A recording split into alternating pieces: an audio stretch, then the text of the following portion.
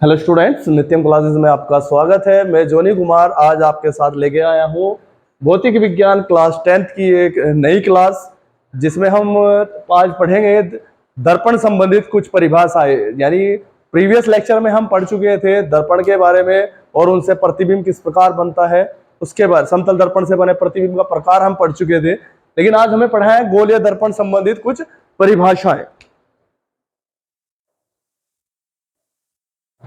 गोलीय दर्पण संबंधित कुछ परिभाषा, यानी कुछ definition related to the spherical mirror, जिसमें बात करें कि अगर हम हमारे पास दो प्रकार के दर्पण थे। एक पहला दर्पण कौन सा था, मान लीजिए पहला एक दर्पण हमने जो लिया था वो कौन सा था, जिसमें ऊपर का भाग कलई हो, अंदर का भाग क्या हो, परावर्तक तल हो। तो वो कौन सा था आपका, अवतल। और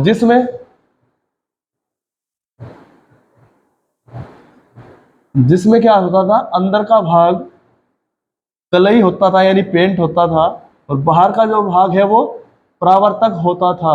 उसे क्या कहते थे हम, उत्तल।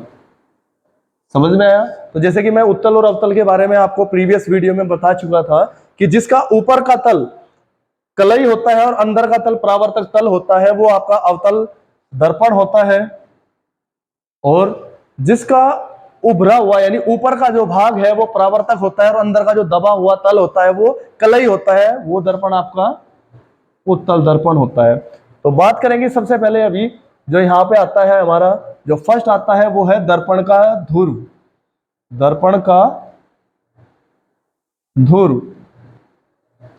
पोल ऑफ मिरर। यानी दर्पण का ध्रुव किसे कहते हैं, यानी पोल किसे कहते हैं, जो हमारा ये परावर्तक तल होता है। जो हमारा क्या होता है, परावर्तक तल होता है। मान लीजिए ये परावर्तक तल है हमारा, जो ये पूरा M1 से M2 क्या है, हमारा परावर्तक तल है। इसका जो मध्य बिंदु होता है, परावर्तक तल के मध्य बिंदु को क्या बोलते हैं, दर्पण का ध्रुव। ठीक है, यानी परावर्तक तल इधर भी होगा, तो परावर्तक तल का जो मध्य बिंदु होता है, परावर्तक तल के मध्य बिंदु को कहते हैं दर्पण का ध्रुव या पोल। अब बात करें कि सेकंड जो डेफिनेशन है वो है होता है वक्रता केंद्र, centre of curvature. Centre of curvature, तो सेंटर ऑफ कर्वेचर किसे कहते हैं, यानी वक्रता केंद्र किसे कहते हैं। अब बात करें कि जो हमने दर्पण लिया था वो किसी ना किसी क्या होता है, खोखले गोले का भाग होता है। दर्पण क्या होता है, किसी ना किसी एक खोखले गोले के कटे हुए भाग होते हैं। मान लीजिए कोई एक क्या है, ये एक खोखला गोला है जिससे हमने इस दर्पण को काटा है, तो उसी का जो केंद्र होगा, उसी के केंद्र को क्या कहते हैं, सेंटर ऑफ कर्वेचर। यानी उस गोले के केंद्र को जिसका की दर्पण एक कटा हुआ भाग है, क्या कहते हैं, वक्रता केंद्र। और इसको डिनोट करते हैं कैपिटल सी से। किससे डिनोट करते हैं, कैपिटल सी से। नेक्स्ट है हमारा रेडियस ऑफ कर्वेचर, यानी वक्रता त्रिज्या। वक्रता त्रिज्या, radius of curvature, radius of curvature. ठीक है, तो नेक्स्ट क्या है हमारा, वक्रता त्रिज्या यानी रेडियस ऑफ कर्वेचर। अब जिस खोखले गोले से हमने इसको काटा है उसी की जो रेडियस होगी, यानी उसी की जो क्या होगी, त्रिज्या होगी, उसी की जो त्रिज्या होगी यानी रेडियस होगी, उसे क्या कहते हैं, वक्रता त्रिज्या यानी रेडियस ऑफ कर्वेचर। तो बात करेंगे रेडियस ऑफ कर्वेचर किसे कहते हैं। दोबारा इसकी डेफिनेशन की बात करें कि जिस यानी दर्पण जिस खोखले गोले के कटे हुए भाग है, दर्पण जिस खोखले गोले के कटे हुए भाग है उसकी त्रिज्या को क्या बोलते हैं, वक्रता त्रिज्या। और इसे डिनोट करते हैं कैपिटल आर से। किससे डिनोट करते हैं, कैपिटल आर से। या फिर कह सकते हैं कि दर्पण के ध्रुव से वक्रता केंद्र तक की दूरी, दर्पण के ध्रुव से वक्रता केंद्र तक की दूरी को क्या कहते हैं, वक्रता त्रिज्या कहते हैं। और इसे किससे डिनोट करते हैं, आर से डिनोट करते हैं। अब बात करें फॉर मुख्य अक्ष, मुख्य अक्ष या फिर प्रिंसिपल एक्सिस, यानी मुख्य अक्ष या फिर प्रिंसिपल एक्सिस। अब वक्रता केंद्र और ध्रुव, वक्रता केंद्र और ध्रुव को मिलाने वाली जो रेखा होती है, वक्रता केंद्र और ध्रुव को जो मिलाने वाली रेखा है उसको क्या कहते हैं हम? मुख्य अक्ष। क्या कहते हैं? मुख्य अक्ष। यानी किसी दर्पण के ध्रुव और मुख्य अक्ष को मिलाने वाली रेखा को क्या कहते हैं? दर्पण की मुख्य अक्ष, दर्पण की मुख्य अक्ष। अब बात करें नेक्स्ट, दर्पण का द्वारक, दर्पण का द्वारक यानी अपर्चर ऑफ, यानी अगर बात करें तो हमारे पास द्वारक दो प्रकार का होता है, एक होता है रेखिक और एक होता है कोणीय, यानी लीनियर अपर्चर और एंगुलर अपर्चर, लीनियर अपर्चर और एंगुलर अपर्चर। यानी अगर बात करेंगे जो ये हमारा M1 और M2 है, यानी M1 और M2 है, जो लाइट जाएगी इतने भाग से एंटर करेगी। यानी द्वारक का मतलब ही क्या होता है? गेट, यानी एंटरिंग किसी चीज की जहां से कोई एंटर कर सके, यानी जितने भाग इस पे प्रकाश का परावर्तन हो सके, या फिर परावर्तक तल का जो व्यास है, परावर्तक तल का जो क्या है? व्यास है, उसी को क्या कहते हैं? दर्पण का द्वारक, या फिर कह सकते हैं रेखीय द्वारक। यानी M1 और M2 हमारा यहाँ क्या हो जाएगा? रेखीय द्वारक। यानी दर्पण के परावर्तक तल के व्यास को दर्पण का रेखीय द्वारक कहते हैं। और बात करें कोणीय द्वारक, अब जो एंड होते हैं दर्पण के, वो वक्रता केंद्र पर जो कोण आंतरित करते हैं, यानी जैसे मान लीजिए ये M1 है और ये सेंटर ऑफ कर्वेचर पे जो एंगल इंसिडेंट करेगा वो क्या हो जाएगा आपका? एंगुलर अपर्चर यानी कोणीय द्वारक। वो क्या हो जाएगा आपका? कोणीय द्वारक। अब नेक्स्ट करें बात 6 की, वो 6 आपका क्या हो जाएगा? प्रिंसिपल फोकस या फिर मुख्य फोकस। नेक्स्ट है आपका मुख्य फोकस या फिर प्रिंसिपल फोकस। मुख्य फोकस या प्रिंसिपल फोकस किसे कहते हैं? तो वो होता है आपका, मान लीजिए आपका एक दर्पण ये है और एक ये आपका कौन सा है? PC।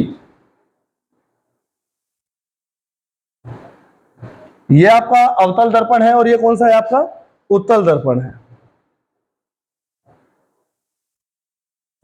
तो मुख्य फोकस किसे कहते हैं? मुख्य फोकस किसे कहते हैं? यानी मुख्य अक्ष के समांतर, मुख्य यानी ये मुख्य अक्ष आपका, मुख्य अक्ष के समांतर आपतित किरण, मुख्य अक्ष के समांतर आपतित किरण परावर्तन के पश्चात मुख्य फोकस, मुख्य अक्ष के समांतर आपतित किरण परावर्तन के पश्चात मुख्य अक्ष के जिस बिंदु से होकर गुजरती है अवतल में, या फिर बात करें कि मुख्य अक्ष के समांतर आपतित किरण, मुख्य अक्ष के समांतर आपतित किरण परावर्तन के पश्चात मुख्य अक्ष के जिस बिंदु से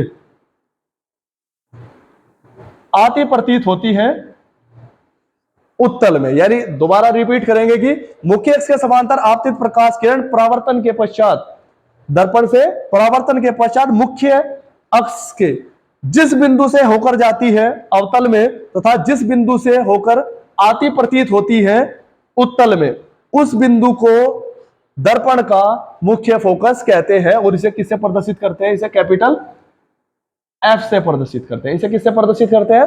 कैपिटल F से प्रदर्शित करते हैं। अब नेक्स्ट बात करें, नेक्स्ट होता है आपका फोकस तल।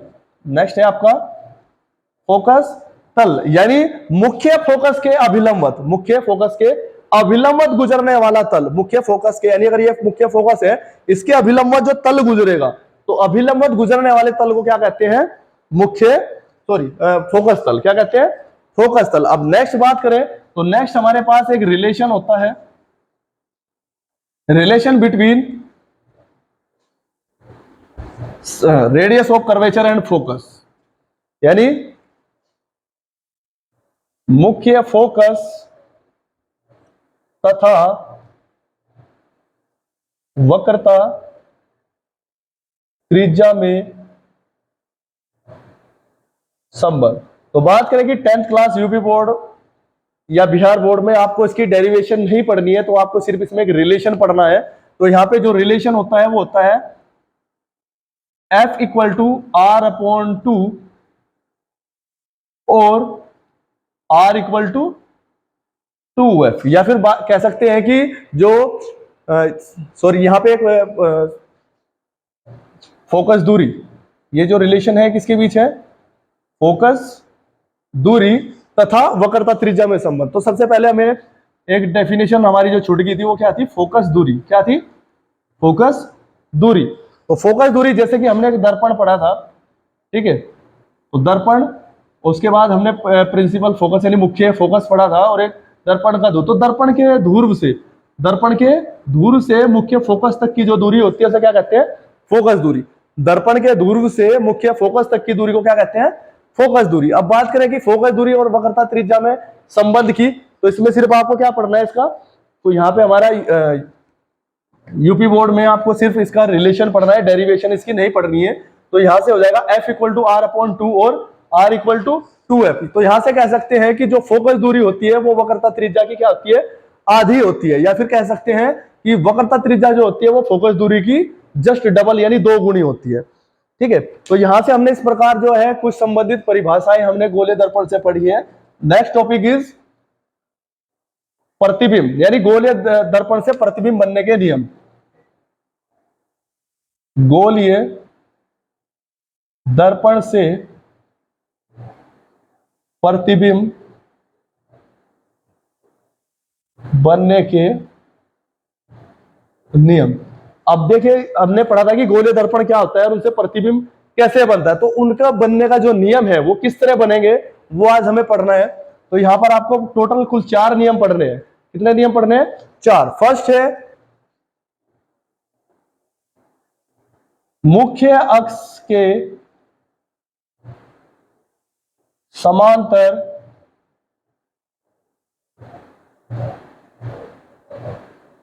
आपतित किरण दर्पण से परावर्तन के पश्चात दर्पण से परावर्तन के पश्चात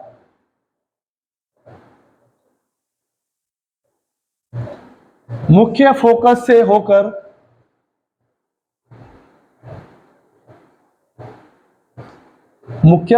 होकर जाएगी किसमें, अवतल दर्पण में। यानी मुख्य अक्ष के समांतर आपतित प्रकाश किरण परावर्तन के पश्चात मुख्य फोकस से होकर जाती है किसमें, अवतल में, तथा मुख्य फोकस से आती प्रतीत होती है इसमें, उत्तल दर्पण में। ठीक है, तो बात करेंगे किरण आरेख से, बताएंगे तो एक बार मान लीजिए ये आपका एक क्या है,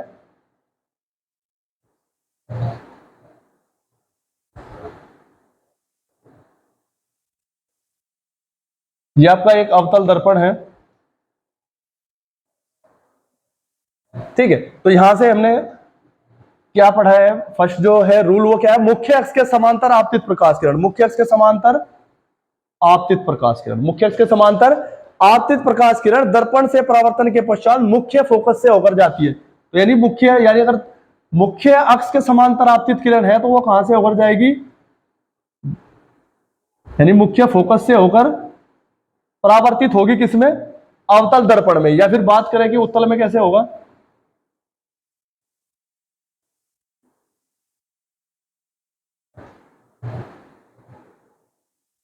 तो यहां से मुख्य अक्ष के समांतर आपतित किरण, मुख्य अक्ष के समांतर आपतित किरण क्या बताया गया है कि मुख्य फोकस से आती प्रतीत होंगी, यानी मुख्य फोकस से आती प्रतीत होंगी किसमें, उत्तल में। तो दोबारा इसको नियम को रिपीट करेंगे कि मुख्य अक्ष के समांतर आपतित किरण परावर्तन के पश्चात मुख्य फोकस से होकर जाती है अवतल में और मुख्य फोकस से आती प्रतीत होती है उत्तल में। अब नेक्स्ट नियम की बात करें तो रूल नंबर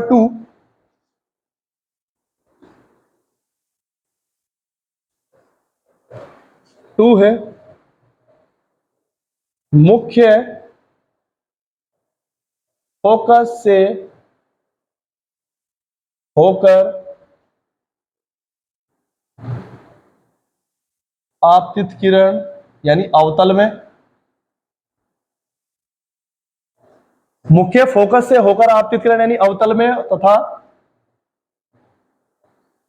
मुख्य फोकस की ओर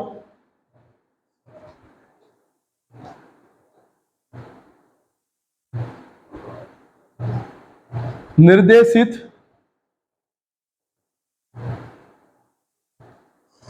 उत्तल में। यानी अगर कोई प्रकाश किरण है मुख्य फोकस से होकर आपतित हो रही है अवतल में, और या फिर मुख्य फोकस की ओर निर्देशित हो रही है उत्तल में, तो दर्पण से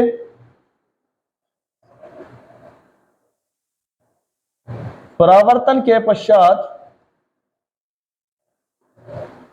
मुख्य अक्ष के समांतर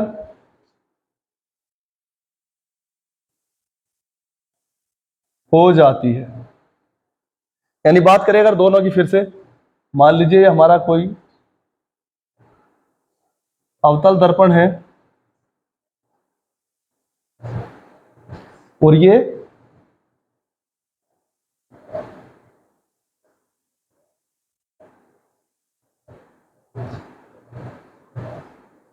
उत्तल दर्पण है, तो मैंने कहा कि मुख्य फोकस से होकर आपतित किरण अगर मुख्य फोकस से होकर आपतित हो रही है किसमें, उत्तल में, और मुख्य फोकस की ओर निर्देशित, मुख्य फोकस की ओर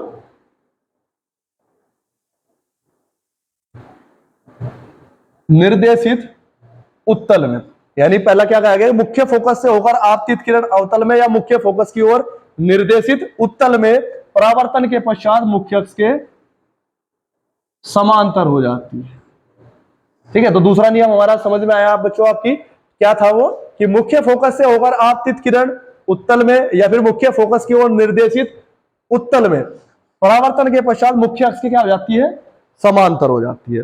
अब बात करें थर्ड नियम की, तो थर्ड है आपका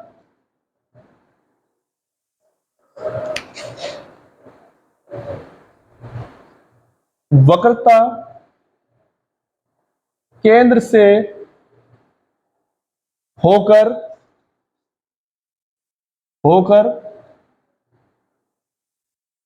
आपतित किरण अवतल में। यानी वक्रता केंद्र से होकर आपतित होगी किसमें, अवतल में, या वक्रता केंद्र की ओर निर्देशित किरण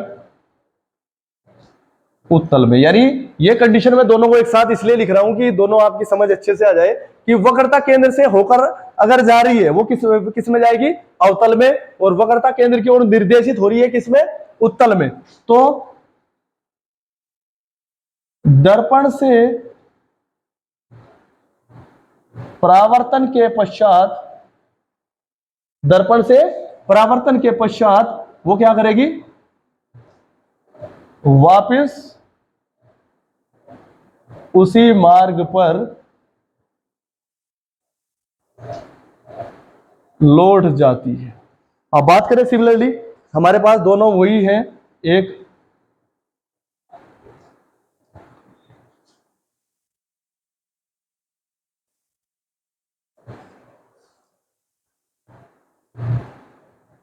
एक अवतल है और के पास एक उत्तल दर्पण है। तो क्या गया, वक्रता केंद्र से होकर आपतित किरण, वक्रता केंद्र से होकर आपतित किरण किसमें, अवतल में, और वक्रता केंद्र की ओर निर्देशित, वक्रता केंद्र की ओर निर्देशित उत्तल में दर्पण से परावर्तन के पश्चात वापस उसी मार्ग पर लौट जाती है। तो इस नियम में बात करेगी वो वापस मार्ग पर लौट क्यों जा रही है, क्योंकि हमने पढ़ा होगा कि अगर किसी भी गोले के केंद्र को अगर उसकी परिधि से मिला दिया जाए तो हमेशा वो क्या होती है, उस पर वो बिंदु हमेशा उस पर क्या होता है, त्रिज्या का लंबवत होता है। यानी परिधि पर स्थित वो बिंदु क्या होता है, हमेशा त्रिज्या का लंबवत होता है। तो यानी अगर वक्रता केंद्र से होकर दर्पण पर अगर आपतित है तो वो क्या होगी, अभिलंबवत आपतित होगी। क्या होगी, अभिलंबवत आपतित होगी। और मैंने बताया था आपको कि अभिलंबवत अगर आपतित है तो यहां पर आपका आपतन कोण कितना होगा, तो आपतन कोण भी 0 होगा। यानी अगर देखते हैं कि हमने क्या पढ़ा था कि अगर आपतित किरण अभिलंब के साथ जितना कोण बनाती है उसे आपतन कोण कहते हैं, और परावर्तित किरण जितना कोण अभिलंब के साथ बनाती है उसे परावर्तन कोण कहते हैं। अब बात करें कि जब वो अभिलंबवत आपतित हो रही है तो वो अभिलंब के साथ कोण कितना बनाएगी, 0, और परावर्तन कोण भी कितना होगा, 0। जब आपतन कोण भी 0 है, परावर्तन कोण भी 0 है, तो वो वापस उसी मार्ग पर लौट जाती है। तो सिमिलरली यहां पे जब कहेंगे कि वक्रता केंद्र से होकर आपतित है तो दैट मींस क्या है, वो अभिलंबवत आपतित होगी, और अभिलंबवत आपतित होगी तो वो वापस उसी मार्ग पर लौट जाएगी। अब नेक्स्ट बात करें कि रूल नंबर 4। रूल नंबर 4 हमारा है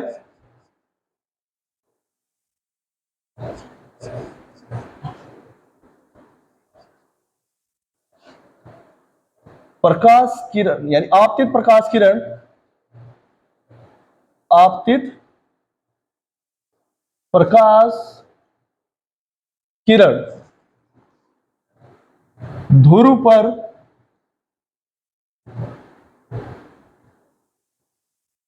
मुख्य अक्ष के साथ जिस कोण पर, मुख्य अक्ष के साथ जिस कोण पर आपतित होती है, यानी आपतित प्रकाश किरण ध्रुव पर, यानी दर्पण का जो ध्रुव होगा उस पर मुख्य अक्ष के साथ जिस कोण पर आपतित होगी उसी कोण पर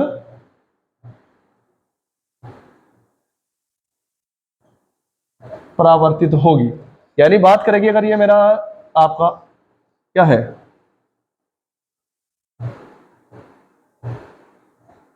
अवतल दर्पण है, तो क्या कहा गया कि ध्रुव पर मुख्य अक्ष के साथ जिस कोण पर आपतित होगी उसी कोण पर वो परावर्तित होगी।